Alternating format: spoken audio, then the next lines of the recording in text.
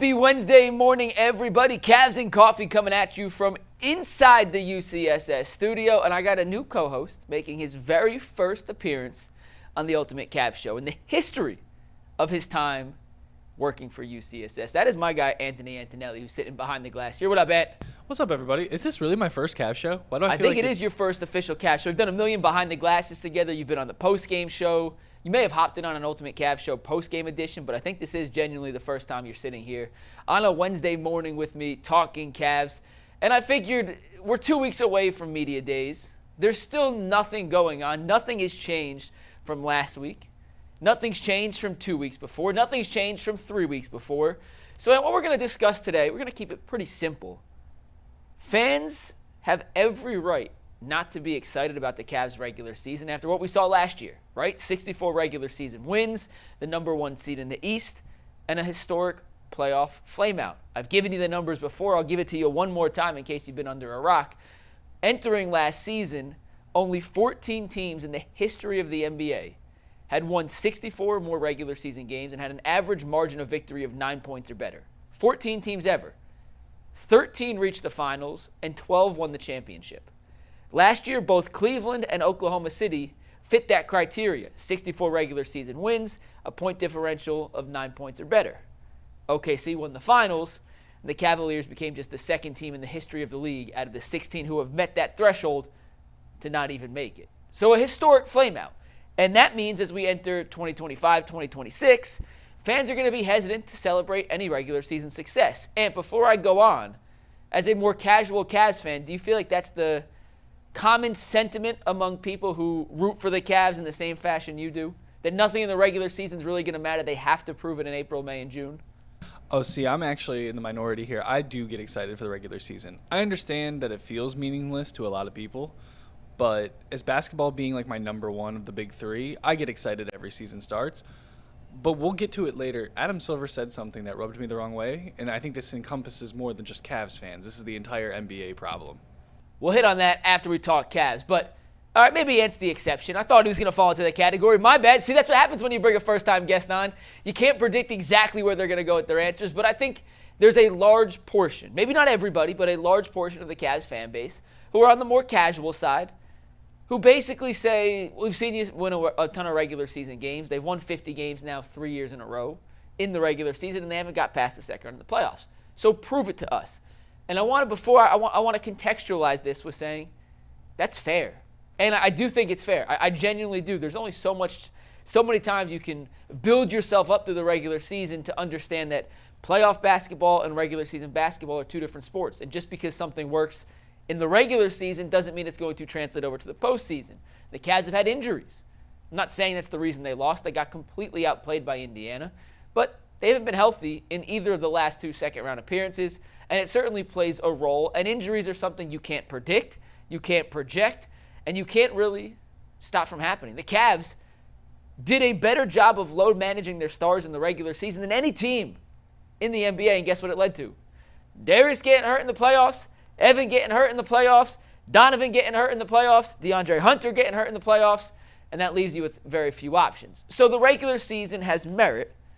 But just because something works and you have success doing something in the regular season doesn't mean it works in the postseason.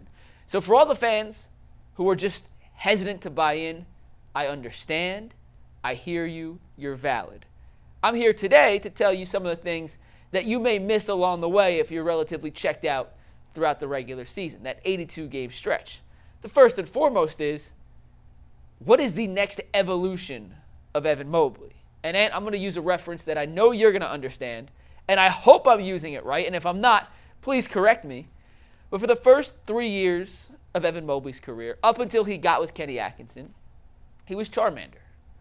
Where, Charmander was a good starter Pokemon, showed some promise, showed some potential, had some flashes, but was relatively inconsistent and overall not that powerful. So Kenny Atkinson comes in, puts him through the Jordan Ott player development program. Ott, who's now the head coach in Phoenix, took Mobley under his wings and said, I'm going to bring you to that next level. I'm going to elevate your game. I'm going to, ready, Ed? Evolve you to, I think, a Charmeleon? Yes, nailed it. Nailed it.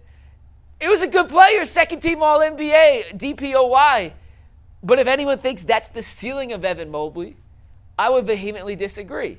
Now, in this metaphor, to say Mobley still has Charizard potential means he has to be an MVP caliber player. And I think all the stars have aligned for Evan Mobley. If he does have that in him, which I believe he does, and I will continue to believe he does until I'm proven wrong, this is the year the leap has to happen. Donovan, Kenny, Kobe, the three biggest voices in that organization, and have all said, it's on you, Ev. The Cavaliers let Ty Jerome walk. They brought in Lonzo Ball primarily. So on those second units, you have a point guard now whose sole goal is to put you in advantageous positions to score. You now have the confidence to actually speak up for yourself. When you were asked during All-Star break, who's going to be the best player in the league in 5 years? You said, with your chest, Wemby and myself. So I think he can get to that Charizard evolution, Ant. And I think people who check out in the regular season are going to miss out on that level B to level A transformation that Evan Mobley is going to go through. How was that reference? It was a great reference. Can I offer a counterpoint? You're on the show, man. You can say whatever you want. If he evolves during the regular season, everybody will see it in the playoffs anyways, so they won't really miss out on much. They'll be confused as to how it happened, I guess. And once again, if he doesn't, and you see it in the playoffs, it once again doesn't matter. Okay, fair. But don't you want to enjoy the process? Like, you want to see the baby steps and the tangible evidence that points to him saying, oh, he wasn't doing this last year, or he didn't have this move in his game, or he wasn't as confident when he caught the ball in this position. His passing, his vision, it wasn't as advanced as it is now. So you got to see, it's not going to happen overnight. It's not going to, and all of a sudden he's that dude. But, 10 games in, I think we're going to be looking around and saying, oh my goodness, Evan Mobley's doing some things that we haven't seen before. The second thing I think you'll be missing out on from this Cavaliers season, if you check out during the regular season, is the new ways Kenny Atkinson is going to deploy DeAndre Hunter. Now, even prior to the Max Strus injury news, Ant, I thought Hunter had to be your starting three. I understand all the reasons why Max Strus theoretically fits better alongside the core four than DeAndre Hunter does. I understand theoretically all the reasons you want a player like DeAndre Hunter coming off the bench to supplement your bench scoring, especially after losing Ty Jerome, to be able to carry that second unit. But there are too many times where the Cavs have started games slow, and there are too many times where playing a Boston or an Orlando, where there's just too many size mismatches and disadvantages in Cleveland's favor. And I think DeAndre Hunter, who came in midway through last season, I think that's a really underrated part that we don't talk about enough. How difficult it is for a guy who's been in one situation his entire career, not on a good team, to get plopped into the middle of a team that's on a historic pace and have to fit in, right? You don't want to be the alpha. He was never going to be the best player, but you kind of just want to fit in. You don't want to mess things up. What they're doing works. Now he's part of the team. Now he has an offseason. Now he has a full year with Kenny Atkinson, with Evan, with Donovan, with Darius, with Jared, with Max under his belt. And you're going to see a much better version of DeAndre Hunter in year two. I think he should start at the 3. And this is important. Listen to me, Ant. Start at the 3, close at the 4. I love Jared Allen. In my best version of the Cavs closing lineup, it does not include Jared Allen, barring individual circumstances where you need a second big. And I think if you checked out and last watched the Cavs in Game 5 against Indiana, and you basically watch them for the first time when the playoffs roll around next year, you're going to say, this DeAndre Hunter dude is not who I remembered. They're using him in ways that they did not use him last season, and now he's being used in a way to maximize what he brings on both ends of the court. Ant, what do you say about that? I fully agree. I actually think DeAndre Hunter and his size and physicality bring a little bit to this Cavs team that I want to see during the regular season. We talked about the load management and how they almost protected their guys through the regular season, hoping they'd be healthy in the playoffs. Well, clearly that didn't work out. I'd almost love to see a 180 this season of just go full physicality the entire season, much like the Knicks did, and be ready for that intensity the entire year instead of ramping up to it, because I don't think they ramped up enough to it. Yeah, it's funny because the Knicks lost to the Pacers too, and they broke down against Indiana, and they were the opposite of the Cavs, where one team played everybody 48 minutes a game, one team sat everybody every third game, and neither worked, which goes to show there's no right way to do it. It's all personal preference. Some guys are built different. It is what it is. Last thing you'll miss before we talk about Adam Silver's comments here, Ant. If and when Darius Garland comes back into the fold. And that's a big if and a big when because he's still dealing with that toe injury. And by the way, Darius basically had turf toe, right? Like, that's basically what he had. There's varying degrees of turf toe. Joe Burrow's about to miss 3 months with turf toe and have to have surgery. So yeah, I'm learning about that because of my fantasy team right now. So. Yeah. So I learned on a podcast I was listening to this morning, all the ligaments you have in your knee are basically the ligaments you have in your big toe. They're just not as big, obviously. Your knees are much bigger. So turf toe is not – Joe Burrow tore 3 of the ligaments in his toe. It's basically tearing the ACL, the PCL, and the MCL of your knee just in your big toe. Now, Darius didn't tear all 3. And Brock Purdy, by the way, who's out for 2 to 4 weeks, tore one of the 3. I believe Darius tore one of the 3. Purdy, who plays football, is missing 2 to 4 weeks. Darius missed, he was 2.5 weeks before he came back? Something like that. If the Cavs would have just told us straight up what happened, we'd all feel better about it. The fact that they were so ambiguous about how they handled it, I think made the situation worse, Ant. But what you're going to miss, though, in Darius' absence is who's going to fill that backup point guard role? Lonzo's obviously going to play a major role in that. But can he stay healthy? That's a question mark. Will it be Craig Porter Jr. in year number 3 for Craig, who at times as a rookie showed a lot of promise? I actually thought it took a step back last year.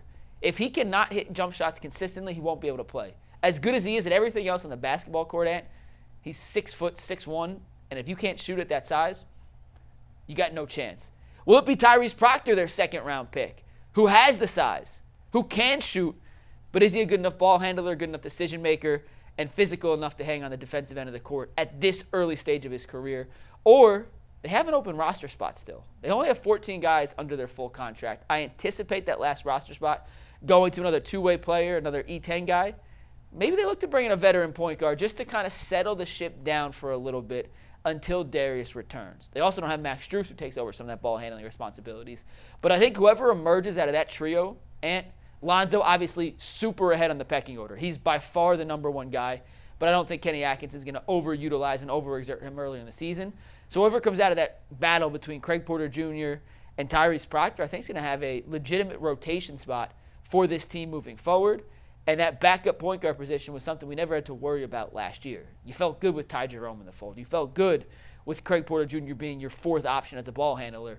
When you take Darius out and you consider Lonzo's health issues and how much Kenny would be able to kind of push him, it leaves a void in the most important position on the court. And obviously Donovan will fill in a little bit. You can put the ball in Sam Merrill's hand a little bit. Hopefully we see a little more Point Mobley taking over some of that responsibility. But I'm fascinated to see how Kenny Atkinson kind of figures out who's my backup point guard until Darius returns. Ant, thoughts? Is there a veteran point guard you're looking at? I just tried to do a quick Google search, but I don't think they're fully updated for this offseason. To be honest with the top of my head, no. And I wouldn't sign. I wouldn't sign anyone. I'd rather use that as a last kind of two-way guy and trust the young guys, because I know I'm giving you reasons to watch the regular season. The regular season is figuring out who can you trust in the playoffs. I don't think a vet guy you're bringing in at this point is going to be in your playoff rotation. The reality is Proctor and Craig Porter Jr. probably aren't in your playoff rotation either. But if one of those guys shines early, they could carve out some minutes. And maybe it's Jalen Tyson too, by the way. Like, Tyson won't play the point, but he can play the 2. Donovan slides to the 1, gives you a little lineup flexibility. But I'd rather go with the young guy route, see who can play, who can't play, what they can, what they can't do, and we'll move on from there. And I didn't tell you – oh, shoot. I got one more thing that you haven't mentioned because you did your 3 that you're looking forward to. I'm looking forward to seeing how Sam Merrill fits in since they picked him now over Ty Jerome. Any thoughts on that? Yeah, so we did the whole Cavs show last week was on who was the most approved this season. I mean, I'll say it again in a much shorter fashion. The Cavs gave Sam Merrill a contract that when you look at the other players at his position, that you would say Sam Merrill's equivalent to this player, equivalent to that player. He's a little better than him, a little worse than him.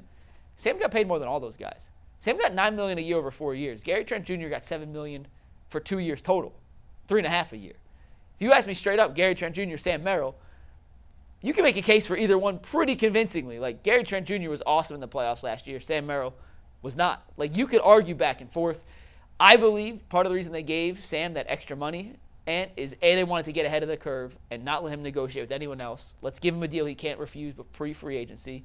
And 2, he's Kenny's guy. For whatever reason, Kenny sees something in him that was not able to be unlocked last year. And it may be because Ty Jerome was on the court, and when Ty was there, he's such a ball-dominant guard. Sam didn't have those opportunities. They must believe there's more to Sam's game than we've seen thus far, because to pay him that $9 million price tag, you need more than just a undersized shooter. And I love Sam. Sam's my guy. Yeah, but $9 million for Sam Merrill is a hefty price tag, and to make that price tag worth the player, he's got to bring something more than just being a spot-up shooter. Ant, can you cue up a FanDuel read real quick? I'll do the read. I don't know if you could swing over and hit it, but Give me 1 second. guys, if you don't know, FanDuel is America's #1 sportsbook. It's the official sportsbook of the Ultimate Cleveland Sports Show. And right now, they are giving new customers an incredible deal. If you bet just $5 on FanDuel as a new customer, and that $5 bet wins, you get $300 in bonus bets to use anyhow you want across the app. So head over to FanDuel.com/UCSS today and take advantage of that incredible first-time offer. FanDuel.com/UCSS, America's #1 sportsbook. All right, you mentioned some comments Adam Silver had earlier this week. We got 4 minutes left before we have to wrap up, so I'll let you have the floor first because I know this is something you were hot about. Yeah, I came in the other day after he said it, and I got the quote right here. It just says that this is very much a highlight-based sport in context of asking how hard it is to watch all the NBA games this season and all the different streaming services. And the NFL and the NBA, MLB, NHL, they all seem to suffer from delivery. But the NBA's commissioner saying, hey, you don't have to watch full games. Our ratings are in the tank anyways, basically. Go watch the highlights on our YouTube channel and TikTok and everything else. I don't know, man. As someone who likes watching the full games and wants easy access, like I've loved the Guardians TV this year, it is not a great look for your commissioner to be saying that, and I don't know where it goes from there. Because does that mentality maybe even affect TV contracts moving forward? Is ESPN and these ABC, NBC, are they not going to be as in on the NBA? I mean, the ratings are already down. Where does this maybe look for the NBA? All right, so I have a couple thoughts real quick. Adam Silver should not have said it. The reason Adam Silver said it, Ant, is they just signed a gajillion-dollar deal for TV rights. Didn't see that. Perfect. That's why it's moving away from TNT and to NBC and to Amazon and to ESPN. Why? Because I think it was like a $10 billion deal. So in Adam Silver's mind, if you can't afford all those services, you're kind of screwed because we just got in bed with the monster. Like, I understand. He shouldn't have said it. It came across as short-sighted, a slap in the face to fans. He shouldn't have said it. He could have phrased what he was trying to say much better. But the reality is, the NBA just hit the jackpot, Ant. They just hit the gold mine in terms of an NBA TV contract. I don't know the exact numbers. If you want to try looking it up real quick, it's something like $10 billion over the next 10 years. They're getting $1 billion a year. NBC is now the primary home, and NBC and Amazon are paying exuberant amounts of money to boost their NBA coverage to make it as good as it is. You got the number, Ant? Yeah, I'll read it here. 11-year media agreements worth approximately $76 billion, effective from 2025-2026 season to the 2035 to the 36 season. Do you get why Adam Silver said it now? Yeah, I get it. It still doesn't make me feel good as a No. fan. He shouldn't have said it. I don't follow TV contracts, so that's hands up. My bad. Yeah. I didn't realize that the number was that big. What was $76 billion? You said $76 billion. Yes. Yeah. So he doesn't really care if there's a couple fans that can't afford Amazon and NBC, and it sucks because guess what? It costs a lot of money to pay for all that. Like, we have gotten to the point in society where to have all the different streaming devices you need to watch sports now, it's more expensive than cable was before we got rid of all cable to go to these streaming platforms so you can pick and choose what you wanted. It's a mess, but Adam Silver just cashed in, bro. He just $76 million. There's a few people that can't afford it, man. That is not his issue anymore. $1 billion with a B, Mike, not $76 million. I meant billion. Oh, yeah. I said billion. I just want to make sure. Yeah. So, Adam, let me have a message to you. I will be your media consultant. I'll leave UCSS tomorrow. I'll be your media consultant for $1 billion. You still got 75. That's plenty, man. That's more than you could ever imagine to do with. For $1 billion, I'll be your media consultant. Hold on. I've basically been Mike's assistant now for like 4 years. I'll bring it in. 1.1 bill. Half a billion. I'll take half. 1.1 bill. You get 0.1 bill in it. I'll take that. It's 100 million. I think you'll be. I'll take it. Yeah. All right. So for me and Ant, tag team duel. Also, I'll have Ant make graphics for you. Easy. We'll be your PR/graphic team. 1.1 billion. You still have 74.9. All right. That's gonna wrap it up for this edition of the Ultimate Cavaliers Show on a Wednesday morning. We will see you in about 2.5 hours for our main flagship program right here on the Ultimate Cleveland Sports Show YouTube channel. For Ant, I'm McNuggets. Peace.